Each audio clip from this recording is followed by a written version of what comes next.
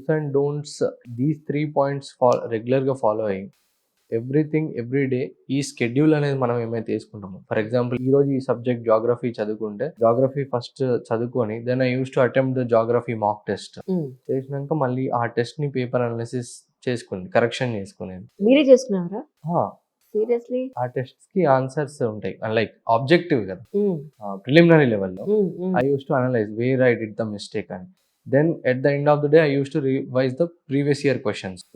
ఈ టాపిక్ జాగ్రఫీలు ఈరోజు చదివితే ఆ topic same previous year questions మళ్ళీ రివైజ్ చేసుకునేది.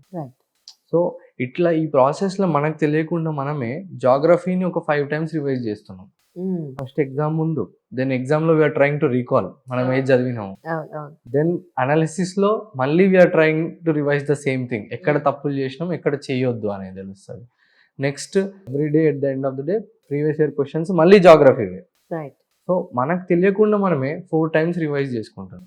These were the weekly tests చేస్తుండే. అట్లా 2 సబ్జెక్ట్స్, తర్వాత 3 సబ్జెక్ట్స్, అట్లా ఫుల్ లెంత్ మార్క్స్ మెల్లగా చేస్తాం last at the before the exam. ఇప్పుడు మీకు పోస్టింగ్ ఎక్కడ వచ్చే అవకాశం ఉందండి? All India services IAS IPS కాబట్టి we don't know, that is all in the hands of UPSC. అవును, అంటే అన్న కన్ఫర్మ్ అయిందేమో అని. ఇంకా లేదు ఇంకేం అవ్వలేదు. ఎన్ని రోజులు పడుతుందో? ఇంకొక 2.5 months లో సర్వీస్ అలొకేట్ అయింది. Which service you are getting into.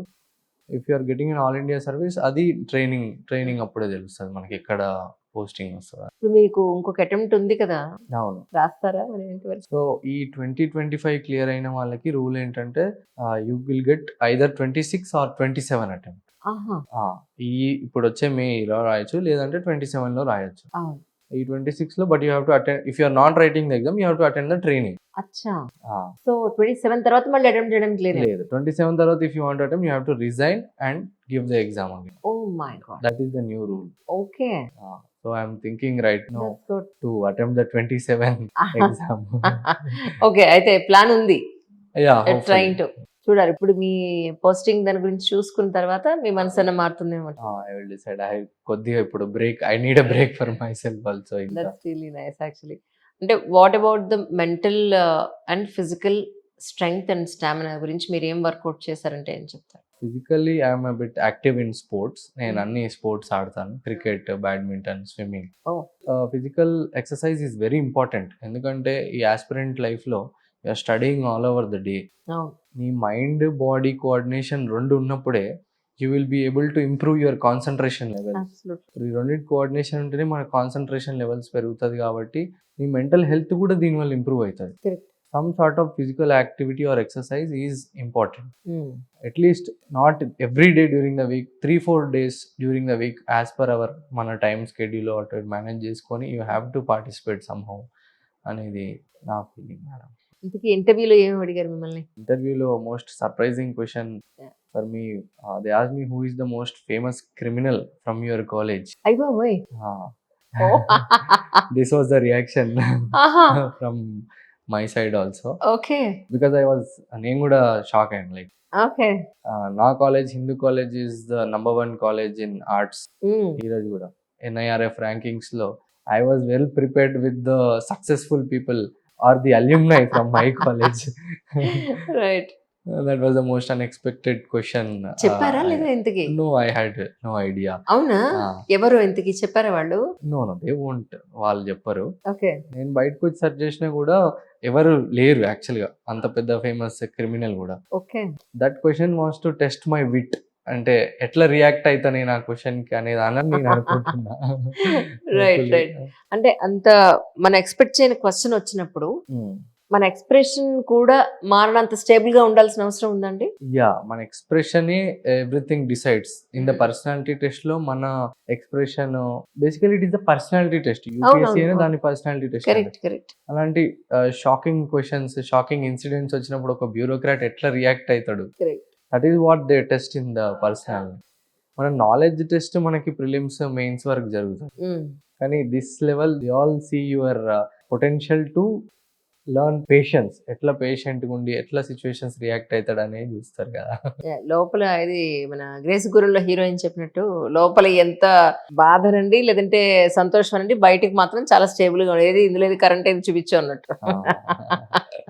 Right. Apart from this ఇంకేం అడిగారండి ఇంటర్వ్యూలో? కొన్ని నా సబ్జెక్ట్ ఆప్షనల్ రిలేటెడ్ క్వశ్చన్స్ కూడా అడిగారు. Differences between public administration and private administration అని ఒక క్వశ్చన్ అడిగారు. దెన్ వరంగల్ గురించి కూడా it has a bit of roots of naxalism history. దాని నుంచి హౌ డిఫరెంట్ ఇనిషియేటివ్స్ ఎట్లా అవుతున్నాయి, how we are able to eradicate naxalism, ఈ డెవలప్మెంట్ మెయిన్ స్ట్రీమ్కి ఎట్లా మనం ఇన్కల్కేట్ చేస్తున్నాం అని కూడా క్వశ్చన్స్ వచ్చాయి మేడం దాని గురించి. కానీ ఇప్పుడు మీకు ఏ సర్వీస్ వచ్చినా సరే ఖచ్చితంగా ఇవి నేను చేయాలి అనుకున్న పాయింట్స్ అంటే ఏం చెప్తారండి? ఎనీ సివిల్ సర్వెంట్ ఏ సర్వీసెస్ వచ్చినా the first thing is integrity. Integrity అనేది it is part and parcel of a bureaucrat's life. No matter any situation వచ్చినా you are into this service. ఈ సర్వీస్ అనేది మనం లక్గా భావించకుండా it is an responsibility on every individual who is getting this service. ఎందుకంటే ఇంత లక్షల మందిలో మనకు వచ్చిన ఆపర్చునిటీ అది. Only few are getting this deserve chance to serve this country. ఒక civil servant or the bureaucrat కి బేసిక్ థింగ్ ఏంటిది, సిటిజన్ ని గవర్నమెంట్ కి రీచ్ అవ్వడమే. ఆ మధ్యలో ఉన్నది బ్యూరోక్రాట్. ఆ బ్యూరోక్రాట్ గోల్ అనేది ఏంటిది, గవర్నమెంట్ తీసుకున్న ఇనిషియేటివ్స్, గవర్నమెంట్ తీసుకున్న స్టెప్స్ సిటిజన్ దగ్గరికి ఆర్ పీపుల్ దగ్గరికి వెళ్ళాలనేదే it is the whole motto of this civil services. అందుకే దీన్ని స్టీల్ ఫ్రేమ్వర్క్గా మనం still we are considering it as a promising framework or steel framework of this country.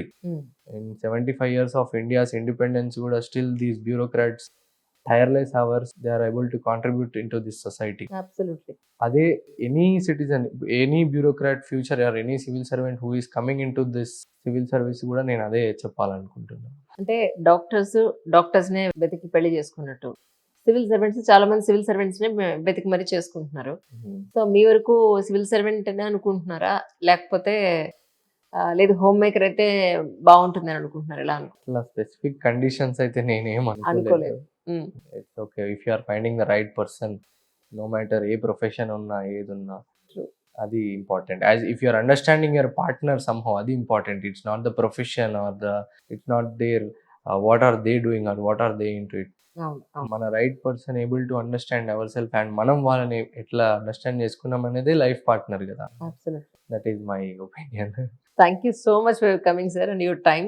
And ఇంకొక attempt ఇవ్వకుండా ఉంటే బాగుంటుంది, అంటే ఐ మీన్ ఇచ్చే అవకాశం లేకుండా, ఐ మీన్ అవసరం కూడా లేకుండా మీకు ఒక మంచి పోస్ట్ అయితే వచ్చేయాలని మనస్ఫూర్తిగా కోరుకుంటున్నాను.